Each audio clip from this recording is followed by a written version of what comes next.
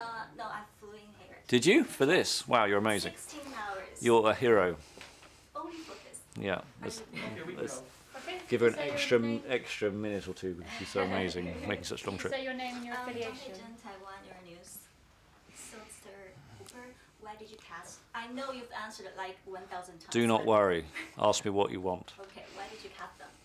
Well, I cast Eddie. I mean, actually, I first read the script in late 2008. I was early pre-production on The King's Speech, and I fell in love with this, what remains the best first draft screenplay I've ever read. And I think I fell for this love story. I mean, it's an epic love story of two people staying together through this extraordinary transformation. And it's really, at its heart, an exploration of unconditional love, of not giving up on someone, of the essence of love, which is putting someone else ahead of yourself.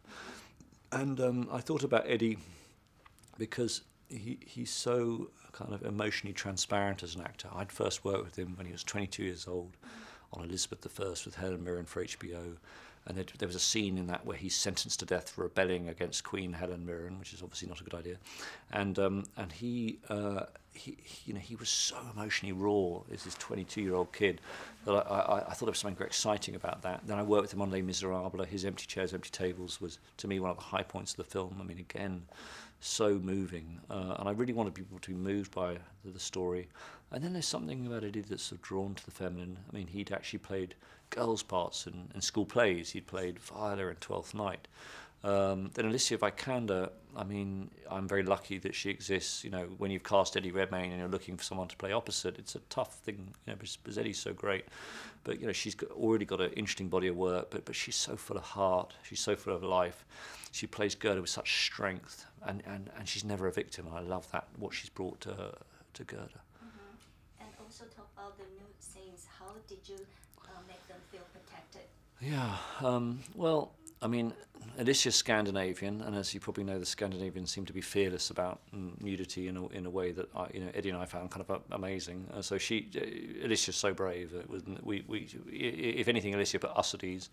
Eddie's a bit more English about it, but you know, I think you see it in terms of the characters and the importance of these moments to the characters, and how moments of sexual intimacy perhaps create moments of freedom in a couple where things can be revealed, and that was very important for me to explore.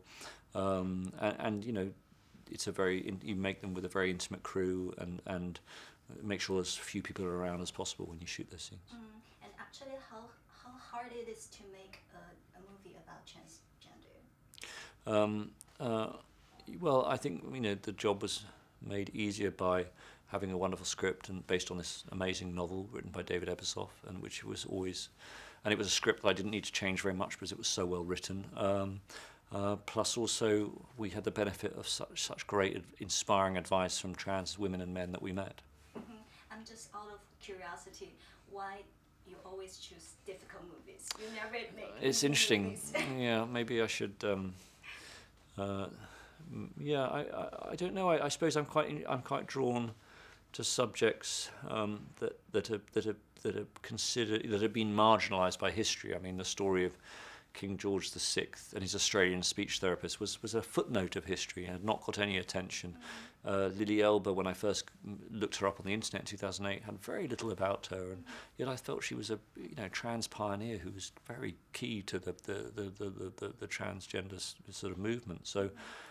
Part of it is a sense of wanting to shed a spotlight on people whose stories have been unfairly marginalised. Yes, my last question. Are you ready for another Oscar? Oh, it's very sweet of you to say it. If we're even in the conversation, that's very exciting, and if it encourages people to see the film, that's great. Okay, thank you very much. Thank you.